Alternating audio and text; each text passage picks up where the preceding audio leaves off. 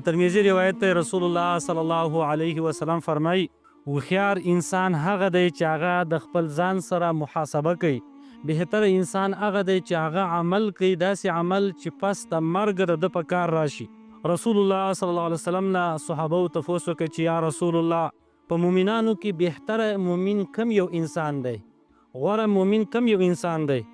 رسول الله صلی الله علیه وسلم ورته وفرمایل احسنهم خلقا، بهتره انسان هغه دی چې د هغه اخلاق ښایسته وي، د هغه اخلاق غوره وي، د هغه د ژبې نه چاته ضرر نه رسېدلی، د هغه د خولې نه چاته ضرر نه رسېدلی، د هغه د لاس نه چاته ضرر نه رسېدلی.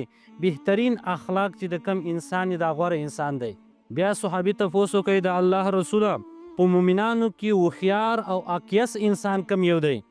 نبی صلی الله علیه وسلم ورته وفرمایل غوره انسان هغه دی چې اکثرهم للموت ذکرا، هغه انسان چې هغه مرګ را یادوي، و احسنهم لما بعده استعدادا، او هغه دی چې هغه د راتلونکي وخت دپاره ځان تیاروي.